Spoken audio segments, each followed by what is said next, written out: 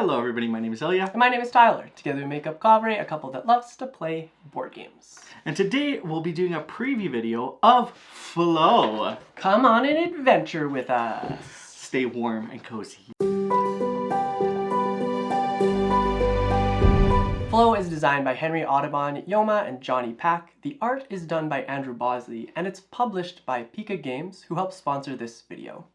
In FLOE, you'll take a role of a hero, along with your cute little familiar. You'll go exploring through the icy landscapes, uncovering new land, venturing into caves, sometimes even diving into the water.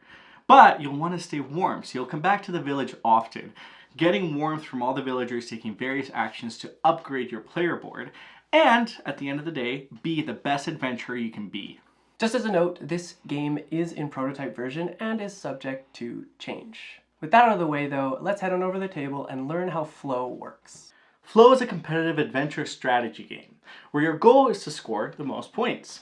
You'll do this by building shrines, facing monsters in caves, visiting landmarks, exploring, and much more. Once a player reaches 6 victory points, the game end is triggered. You'll finish this round, play another, and reveal any secret goal points you've obtained. The player with the most points then wins. Now at first you'll select your hero and familiar. Each hero has a varying skill set denoted by hero cards, while each familiar will support your actions and has a special battle ability. Warmth is the core resource in this game. You'll need it for your map actions, whether you're traveling or venturing through the caves. Resources on your player board are one of the core ways you'll upgrade your hero and score victory points. You'll obtain pearls, kelp, bubbles, mushrooms, and wood across your adventures, and utilize them in village actions to not only shift your FLOE stones one step closer to victory points, but to take core actions that will enhance and enrich your hero. Finally, you'll see a track on the amount of dice you can use in the caves, which can be upgraded, chests and key storage that'll provide you treasure, half a victory point tracker, and buildings, which your familiar will utilize to add to your village actions. Now this game is played in turns. Each turn you take, you'll choose to either take a village turn or a map turn. After each turn, your familiar will add to your action, and play will proceed clockwise. Let's go over the village. There's 5 core spaces along with the healer, which is a space that'll grant you warmth at no cost. The healer will also rescue you if you ever reach below 0 warmth while you're out exploring. Now there's 5 other actions at the village. Each time you take an action, you'll first gain warmth equal to the amount of villagers present. Then you'll move them along, dropping 1 per location clockwise. Now the 4 action spaces that show a question mark over the resource require corresponding costs of that resource. To pay that cost, the corresponding resource marker must be at the highest per minute position on your player board's resource track. You'll spend that many resources and take the action. This will always include upgrading of the corresponding FLOE stone for that resource, along with an additional action. The shop lets you choose an item that provides you a permanent effect, and a cave dice ability when upgraded through merit. The tavern provides you the opportunity to enhance your warmth and gain resources and benefits from your patrons there. The hot spring gives you a secret goals to work towards for victory points at the end of the game, along with an ally who has a quest for you. And finally, the works allows you to build dwellings for the village that improve your familiar's village action. Finally, the academy will let you trade crystals in exchange for upgrades, which are dice, card abilities, or your familiar, crystals for a village action and a FLOE stone advancement, or crystals for a half a victory point. After completing the village action, your familiar will get to take a turn as well. You'll place your familiar in the leftmost building top or bottom space and take the corresponding row of actions. The top will grant you an upgrade along with opportunities to spend your bubbles, and the bottom actions will grant you bonuses along with additional village action for your hero the second time this turn. And that's the village. But how do you get these resources and crystals, you might ask? Well, that can be done through the map actions. Now, if you choose to take a map turn, you'll first optionally move your hero and proceed by taking one of the 5 map actions, followed by 1 familiar action. To move, you'll spend warmth. Moving costs 1 warmth each. You can move across shallow waters, hopping iceberg to iceberg, or utilize a ship to sail across deep waters, which costs 1 warmth per movement as well. Let's go through the hero actions you can take. The first is explore. You can pick an exploration token from the iceberg or an adjacent sea area if the ship is docked at its pier. Exploration tokens are often resources as well as maps, keys, chests, encounters, or crates and potions which contain a variety of goodies. Some will even let you dive, paying warmth to obtain a benefit of your choice. Now, another action you can take is discovering a region. If your ship is docked on an edge, you can sail and discover a new region. You'll need to meet the conditions before doing so, but once you do, a new region will be available for you to explore. One of the aspects of revealing a region is revealing a landmark, from which you can gain benefits and score half points as well as an action. Another action you can take is having an encounter by visiting a flag icon. Encounter cards will give you an immediate benefit and a benefit at a later time when you fulfilled a specific condition. Or finally, you can delve into a cave. Now in the caves you'll progress collecting crystals, battling monsters, and hoping to maximize the benefits. When coming across a monster, you'll enter combat. You'll roll the amount of dice you're able to and take the corresponding actions through a specific sequence. Again, your items here may be able to help you out, along with your familiar and potion tokens. As when you've bested the monsters, you'll obtain rich benefits that will support you throughout the game. Now various die phases will deal damage while others will protect you. Some will grant you bonuses if you defeat the hero, and others give you critical hits or even magic to utilize for your turn. Now you'll have various options while utilizing magic, such as collecting warmth, as warmth will be your lifeline here, as if you get too cold from facing the enemies, you'll need to retreat back to the healer. Now after taking these actions, your familiar will proceed as well, either helping you in the cave battles utilizing your warmth, or collecting exploration tokens to aid your ventures. As the game progresses, you'll utilize your resources and enhance and upgrade your player board, utilizing more dice in caves, strengthening your hero's ability, visiting landmarks, and finally upgrading your FLOE tokens to shrines, where they'll reach their final stage, which will grant you an entire victory point each. When one player does reach the 6 victory points, you'll finish that round, play another, and proceed to final scoring by revealing your secret objectives and tallying your final points. The player with the most points wins, and that is FLOE. Now that we had the overview of the game, let's dive in. What are some of the key elements you should look out for in FLOE? Ooh. Well, let's kick it off with the obvious invitation and friendliness, maybe even the warmth of this game, one might say. This is a very inviting game, and I think that the way that they've designed the characters, set it up as an adventure, really makes it for this inviting presence. And you just want to kind of explore, discover, and dive right into the theme just based on the characters you're able to choose, the familiars that you're able to have join you, and just the beautiful landscape of art that they put together. The way this game progresses is the first couple of games really introduce the mechanics to you. So in the first game, you'll get a really stripped down version of this game just so you can figure out how the core of the game works. And as the games progress, more and more is added, which essentially helps you learn this game. Now you've seen there's a lot going on at the table, but at the core of it all, there are really 2 actions that you'll do. You'll either go out and explore in the map, or you'll go to the village. And I think the more that you play it, the easier it is to see the strategy, see the game unfold, but there's still so much to discover.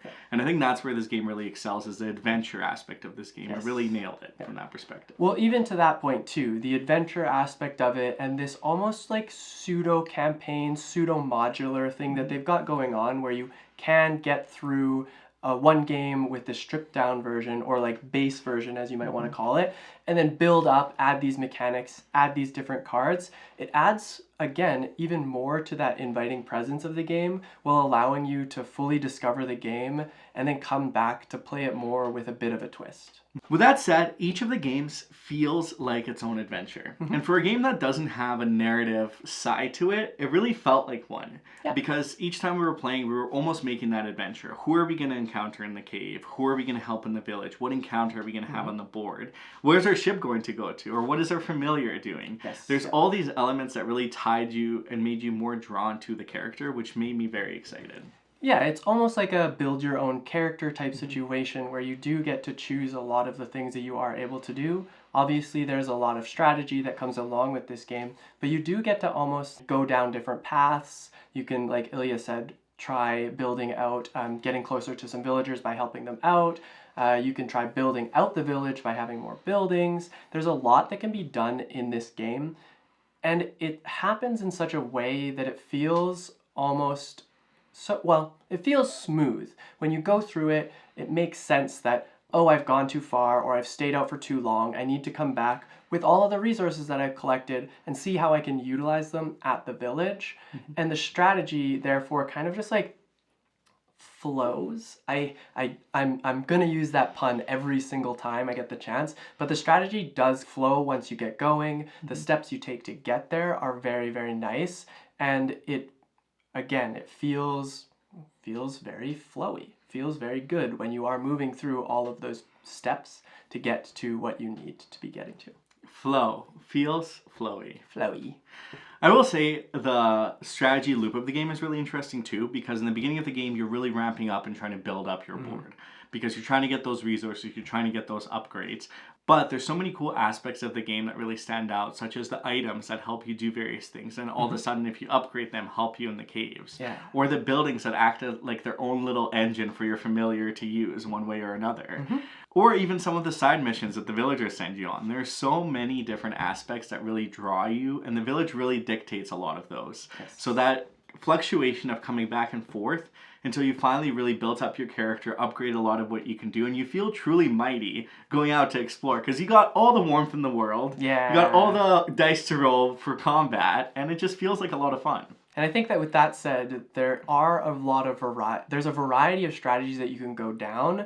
The game, even though it's only plays to technically 6 victory points as game end trigger, it takes a bit to get points going, and I find that very interesting, almost like a engine buildy type feel where you are, like Ilya said, ramping up to this gameplay, and then ultimately at the very end or close to the end of the game, it does very much go in a like escalated speed type thing, and that's always interesting to see it play out, because did you plan far enough ahead to be able to keep up with somebody who decided to trigger that like moment of peak acceleration is what I would call it. I think in design too, there's so many little key elements that have really stood out. Like, for example, the key in the chest, and even the way that you track half victory points.